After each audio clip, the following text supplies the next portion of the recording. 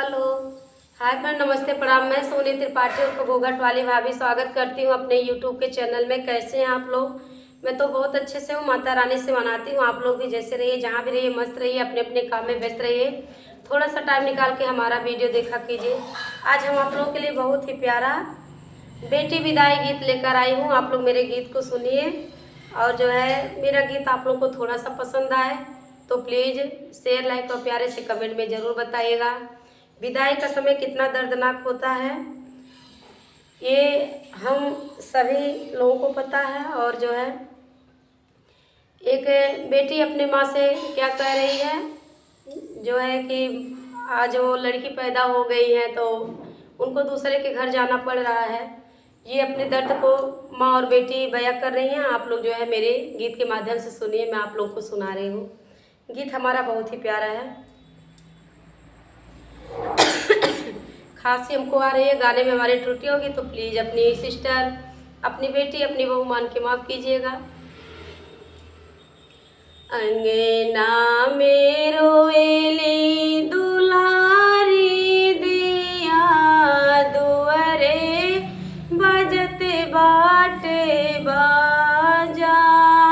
अंगने में रोएली दुलारी दिया, दुअरे बजते बाटे बाजा। सिनुरा से दहिया बिसाही के बिहने ले जइए राजा। सिनुरा से दहिया बिसाही के बिहने ले जइए राजा। अंगने में रोएले दुलारी दिया, दुअरे बजते बाटे बाजा। अरे माई के करजवा से निकरेली बेटी, कई के बजर छाती बेटी के भेजी। माई के करजवा से निकरेली बेटी, कई के बजर छाती बेटी के भेजी। दूर देश सुगनी पिठाई के बंदे होई दरवाजा। दूर देश सुगनी पिठाई के बंदे होई दरवाजा। सिनुरा से दहिया बिसाई के बिहने ले जइए राजा। सिनुरा से दहिया बिसाई के बिहने ले जइए राजा। अंगना में रोएली दुलारी दिया, दुअरे बजते बाटे बाजा। सिनुरा से दहिया बिसाई के बिहने ले जइए राजा। अरे बाबा के बगीचा से उखड़े लगा छे, दूसरे के खोटा में बनाई जाले बाछी। अरे बाबा के बगीचा से उखड़े लगा छे, दूसरे के खोटा में बनाई जाले बाछी।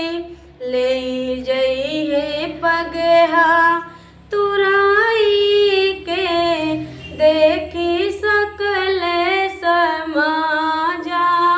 ले जइहे पगहा तुराई के, देखिए सकल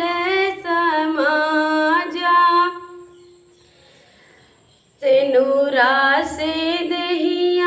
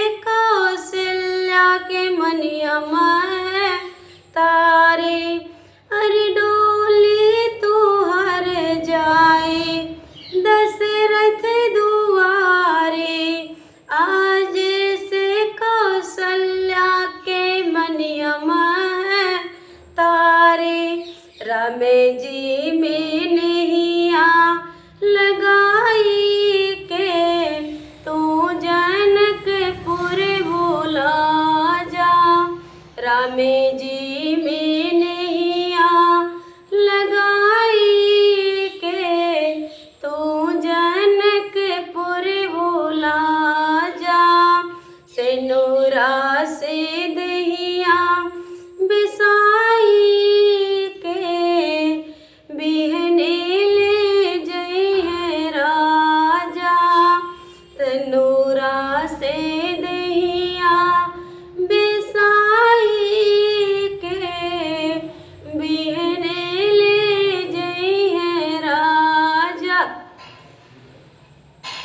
अंगना में रोवेली दुलारी दिया दुअरे बजत बाटे बाजा।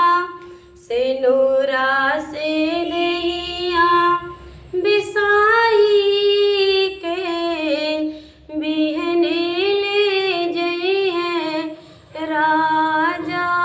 सेनुरा से दहिया बिसाई के बिहने ले जइहे राजा।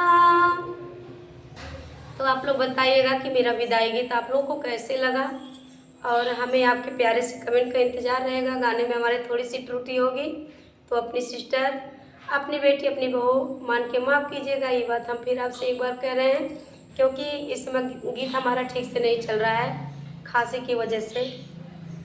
फिर मैं मिलती हूँ ऐसे एक नेक्स्ट वीडियो में, तब तक के लिए बाय बाय। जय माता दी, जय श्री कृष्णा, राधे राधे।